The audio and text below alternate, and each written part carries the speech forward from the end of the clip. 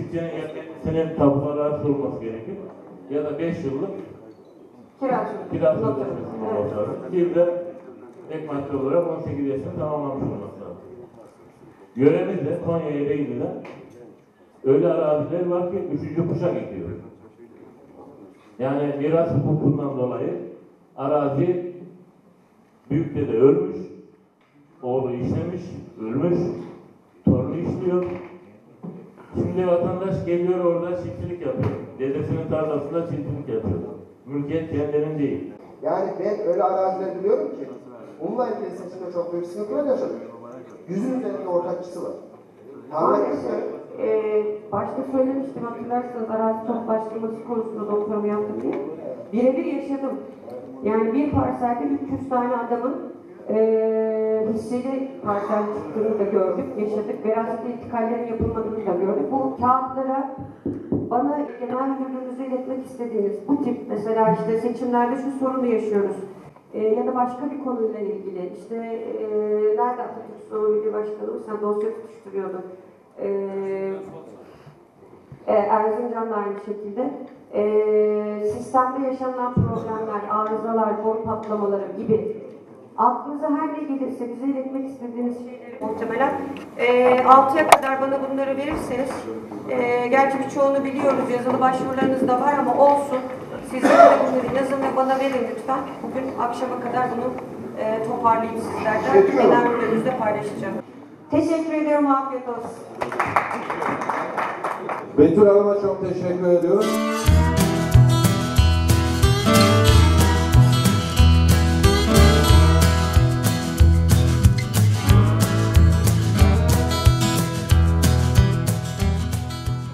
Sayın Tarım Bakanlığı Daire Başkanı, Sayın Şube Müdürüm, Sayın Dernek Başkanım, Sayın Birlik Başkanlarım, Birlik Müdürlerim, Birlik Saymanlarım, Birlik Çalışanlarım, Devlet Su İşleri Genel Müdürlüğü adına ve daire başkanlığımız olan Strateji Geliştirme Daire Başkanlığı adına hepinize saygılarımı sunar, hoş geldiniz derim. Heyecanını kaybeden insan hayatta birçok şeyini kaybetmiştir. Hayallerini kaybeden insan hayatta birçok şeyini kaybetmiş olabilir. Her gerçekte bir hayalin ürünüdür. Ben bunu anlatarak aslında bir mesaj vermek istiyorum. Devlet Su İşleri Genel Müdürlüğü olarak etüt edilen 8,5 milyon hektar sulanabilir arazinin sabahleyin de genel müdürüm söylediği 6,3 milyonunu sulamaya aşmış vaziyetteyiz. Bunun 3,943'ü devlet su işleri tarafından, geriye kalan kısmı ise hak sulamaları ve diğer kamu, kurum ve kuruluşları tarafından açılan sulamalar. Tabii her şey geliştiği gibi dünyada sulama sistemleri de gelişiyor. Açık kanallardan yarı orta basınçlı Kaliforniya sistemine, peşinden de kapalı sisteme geçmiş vaziyetteyiz. Sayın Bakanımızın talimatı doğrultusunda 2003 yılından sonra aşağı yukarı bütün sulamalarımız kapalı sistemdedir. Veya en azından bundan sonra inşa edilecek sulamalarımız bu sisteme göre. Yüksek basınçlı kapalı sisteme göre. Efendim, tabii sistemler gelişince ekonomik olarak sulanabilir arazi varlığı da gelişiyor.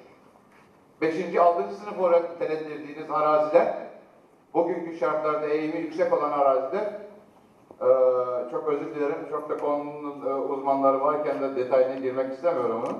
Bugün sulanabilir vaziyete geldiler. Dolayısıyla devlet su işlerimizin yeniden yaptığı bir çalışmaya göre bu aşağı yukarı 11 milyon hektar olacak. Tabii konu Tarım Bakanlığımız temsilcileriyle de görüşüyor. Bu rakamlar yeniden revize edildi. Dünyaya baktığımız zaman bir zaman tarım ürünleriyle kalkınan ülkelerin olamayacağı söyleniyordu. Ama bugünkü şartlara baktığınız zaman aslında tarım ürünleriyle de kalkınabilen ülkeler olduğunu hep beraber görmekteyiz. Örneğin Hollanda. Hatta deniz seviyesinde biraz altında. Konya Ovası kadar, belki de daha küçük bir yer. Ama ürettiği ürünü sanayi ürününe derhal dönüştürebiliyor. Raf ömrünü uzatıyor. İsrail, çölde dünya tohum üretiminin büyük bir kısmını elde ediyor. Cenab-ı Allah'ın ülkemize 7 bölge, 4 iklim nasip etmiş. Her iklimde bir taraf kışı yaşarken bir taraf yazı yaşıyor. Yani ona göre dünyanın birçok nimetini ülkemize bağışlamış. Dikkat ederseniz atalarımız hiç ovalara yerleşmemiş. Tarım alanlarını hep boş tutmuş. Ve tarım yapmış. Halbuki nüfus da çok az. 13,5 milyon. Yani ona rağmen bir şeyler bırakmışlar. Bize miras bırakmışlar. Ama maalesef bazı şehirlerimize gittiğimiz zaman güzelim tarım alanları yapılaşmaya açmıştır. Özellikle pompajlı sulamalarımızda GES'lerden faydalanmak için 5 megawatt'a kadar olan kısmının lisanssız üretimi için yönetmelik çıktı. Ona işletme bakım dairemize ve dernek başkanımıza ve birlik başkanlarımıza teşekkürümüz. Buyurun efendim, soruları varsa bekliyorum. Hamzadere Sulama Birliği'nden Abdullah Aşır. Öncelikli olarak Betül Hanım'ın sulama birlikleriyle ilgili yapmış olduğu çalışmalardan dolayı kendisine hasreten teşekkür ediyorum. Yani her zaman görüyoruz yapmış olduğu çalışmaları. Betül Hanım'ın ve sizlerin de bu bütçeyle ilgili yapmış oldukları çalışmayı ben inceledim. Evet. Hakikaten çok faydalı, yerinde, isabetli bir çalışma olmuş. Hatırlarsanız bir yıl önce yine sulama birlikleri olarak bir toplantı yapmıştık. Bir yılı geçti biraz. Betül Hanım ve ekibi gelmişti. En çok sıkıntılı olduğumuz konulardan, yani sorunlarımızın çözümü konusunda bir kanun değişikliği olması gerekiyor şu an. Ancak o süreç içerisinde de biz mağdur olmamamız adına ne yapmamız gerekiyor? En çok sıkıntılı çektiğimiz konulardan biri personel giderlerindeki sınırlama, bakım onların giderlerindeki sınırlama. Bu gündeme geldi. Birlik başkanları maalesef batan birliklerde çoluğunun çoluğuna çocuğuna kalacak rızkınla beraber kalacak mirasının da hepsini tazminat ödeme zorunluluğu kalacak. Bu birliklerin yaşatılması için sizden bir gayret daha istiyoruz. Lütfen bu seneki ücret tarifeleri belirlenirken bunu göz önünde bulundurarak en azından ikna şeklinde bulundursanız çok teşekkür ediyorum. Tekrar yapmış olduğunuz katkılardan dolayı, desteklerden dolayı teşekkür ederim efendim. Hakkınızı helal edin diyorum. Sağ olun abi. Allah birliğimizi, beraberliğimizi bozmasın diyorum. Rabbim inşallah devletimizi, milletimizi ilelebet muhafaza etsin. Birliğimizi, dirliğimizi bozmasın. Hep birbirimizi sevme, birbirimizi sayma nasip etsin. Hepinize hayırlı günler diliyorum.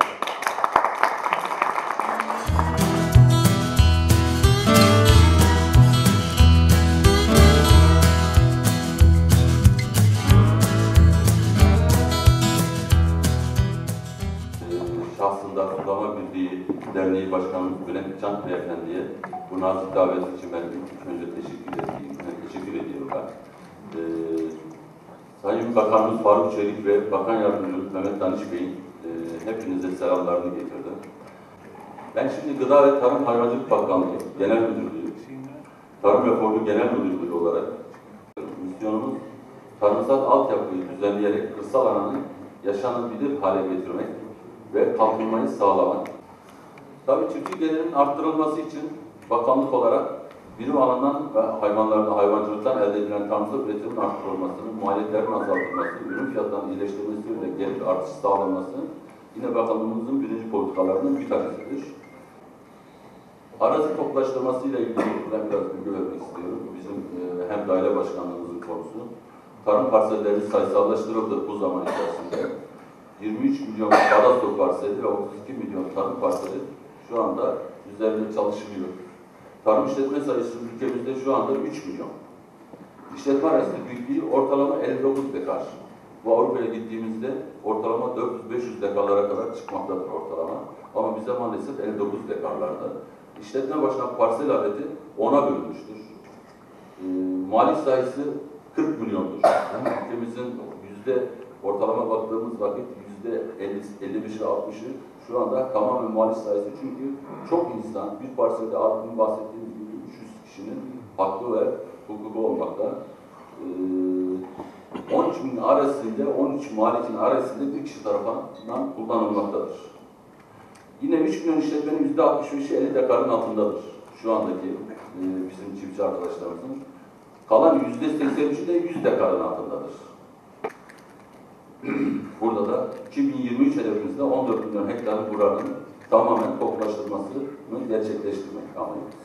Yine arazi için en önemli vazgeçilmezden sulamalardan sonra sizler daha iyi biliyorsunuz ki gerçekten suyun önemli. Şu anda da birçok sulama birliklerimizde her yerine şikayetler gelmekte, özellikle drenajla ilgili problemler gelmekte zaten. Amaç burada tabii tarım arazilerinde taban suyu ve tuzluluğu izlemek, sorunlu tarım arazilerini tespit etmek ve ıslahını yapmaktır.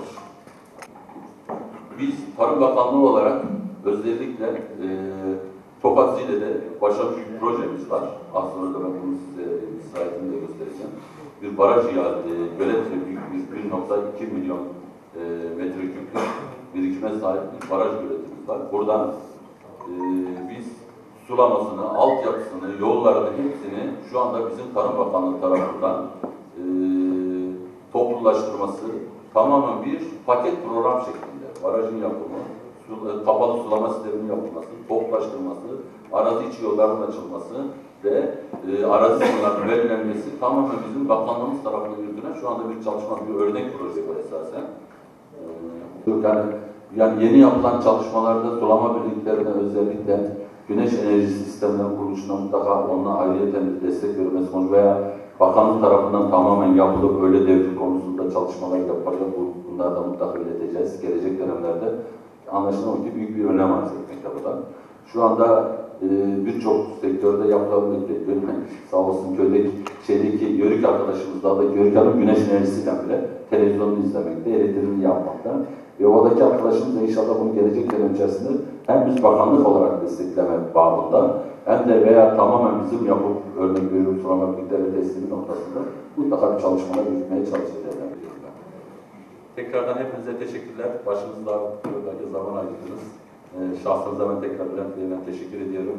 Bağlantıyı koparmayan irtibat sırasında Bülent Bey her zaman bekliyorum. Toplumsa hepinize açıktan teşekkür ediyorum. Sağ olun.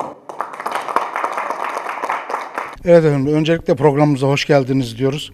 Efendim en çok hangi sorulara muhatap kaldınız bugünkü bu toplantıda? Sulama Birliği başkanlarımız tabii sıkıntıları çok. Yani bütün sivil toplum kuruluşu oldukları gibi o başkanlarımızın da özellikle enerji konusunda, kullandıkları elektrikler konusunda büyük sıkıntıları var.